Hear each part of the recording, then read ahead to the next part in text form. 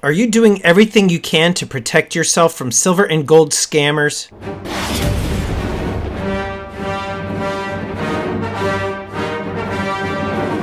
How you doing, everybody? The Stacking Stormtrooper. If you're new to the channel, I'm not a financial advisor. I'm a guy in a bucket talking about precious metals, so make sure you hit that subscribe button, get the bell notification clicked. That way you get updated with any new content.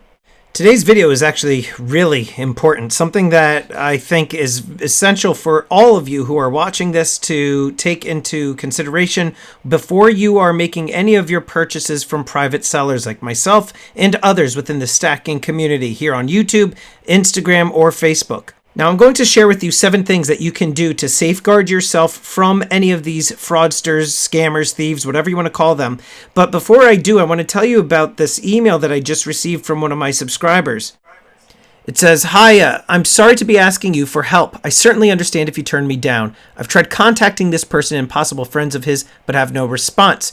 Do you remember a guy called," and I left that part out.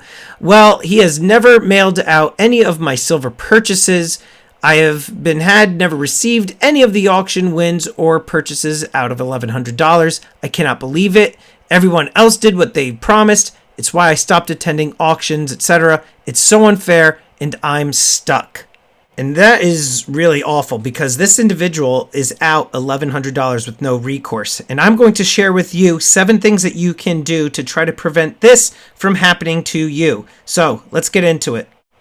The first thing that you can do is to see if this individual is accepting payments via PayPal goods and services. Now, a vast majority of the sellers on YouTube and Instagram are accepting friends and family only, and they ask you to not put any comments in the notes. This is to avoid them having to pay extra fees to PayPal, which can amount to quite a bit of money. I know from experience because I do this all the time. In fact, my monthly fees come out to be around $500 to $700 because I do everything via goods and services. So why is this so important? Let's take a look at the difference between the two. If you're sending to a friend and family, it's used when sending money or a gift card to a friend or family member. Before you complete a payment, you can opt to pay the fee or pass it on to the recipient by changing it to a goods or services payment to be covered by the PayPal purchase protection. That is critical. As the buyer, you want to make sure that you are protected. Now let's take a look at what it says for the goods and services. Used when buying an item or service from someone. Let's see. Are you buying silver or gold from someone? Yes. Therefore, it should be goods and services. Let's keep reading. When you make a purchase, the seller pays a small fee to receive your money. Your payment is covered by our protection policy automatically. This is why I insist that everybody pay goods and services. It is a way to protect you as the buyer. And again, there could be people who are doing friends and family and can be very trustworthy, but it still doesn't give you any sort of protection for your purchase. So you might want to ask the seller if they will accept goods and services. Sometimes they're going to make you pay that extra 3%, and that's entirely up to you if you feel comfortable doing that. Okay, let's talk about the second thing you can do to protect yourself. Is the person you are buying from an actual registered business? So one of the things you're going to want to do is know where the individual is located who is doing the selling. And the one thing is, if they are an actual business, a legitimate business, you could go to your state or the state of where they are located, and you could do a business name lookup. So in this case, we're going to go and look up Stacking Stormtrooper, hit continue, and boom, right there, you could see my business is a registered business with the state of New Jersey, and here is my entity ID number, the original filing date of when I became an LLC. And you can also check with the state for any other documents like certificates of good standing. These are just other indicators or ways in which you could kind of protect yourself. You know, a company, let's say like an Atmex or JM Bullion, you know that those are long established companies that are doing a high level of volume of sales and that they're actually legitimate businesses. But when it comes to the individuals who are selling on YouTube or Instagram or Facebook for that matter, you have to be a little bit more careful. Now, the third thing that you can do is check into the business and see if it has a certificate of good standing. Aside from just the business being registered with that particular state, you want to see if they have a certificate of good standing. Now, a certificate of good standing are these following items here. They have to be a corporation or an LLC, which is registered in one of the 50 states of America. Check. A company must be in full compliance with tax filings and obligations. Check. Mine is. The business has submitted all required reports and paid all required annual or biennial fees with the company's home state. Mine has. The business and the owner itself is law-abiding and compliant with the state's laws. Check. And the business is not suspended or revoked by the state. Also, check. These are the requirements in order for a business to receive a certificate of good standing. And that kind of basically lets you know if the business is on the up and up or if there's anything shady going on there.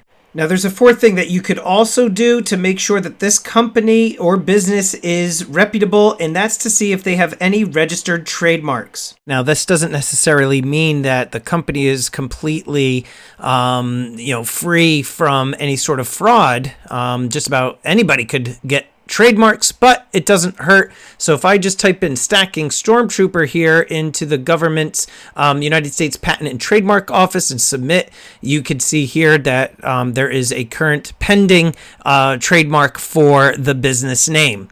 The other thing that you can also do is see if the seller has a website.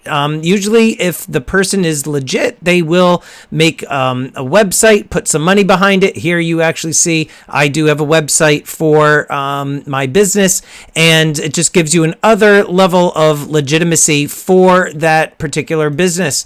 If it's just, somebody, like I said, that's just selling out of their, kitchen or basement, that's fine as long as they have a proven track record, but it just gives you another level of security to see that there's actually something behind the actual company or business, that they are actually investing in their business and it's not just somebody selling something straight out of the back of their car.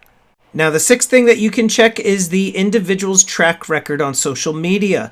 How long have they been on YouTube? How long have they been creating content? Do they only have a couple of videos? Have they only been around for a month? Same thing with Instagram. How long have they been on Instagram? Do they post regularly? What is their following like? All of these things can be indicators to show you whether or not the individual is legit, if they really stand behind what it is that they are doing, or if they are just some random person that just saw a bunch of other people doing a whole bunch of sales on YouTube and figured that they could just start doing auctions themselves.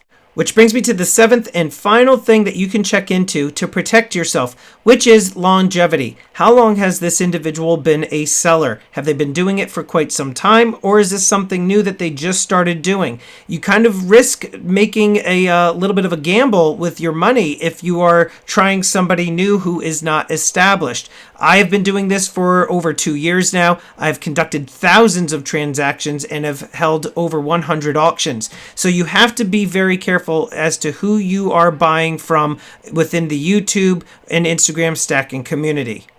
Now, if you follow these 7 things, it's going to definitely help protect you from any of your future purchases. I can't stress it enough that you need to be paying PayPal goods and services, and you want to make sure that the individual that you're buying from has a proven track record. And I just want to quickly thank these elite channel supporters, and if you haven't become a channel member, please check out the awesome perks and join today. With that, I'm the Stacking Stormtrooper. Check out these videos. Until next time, long live the Empire.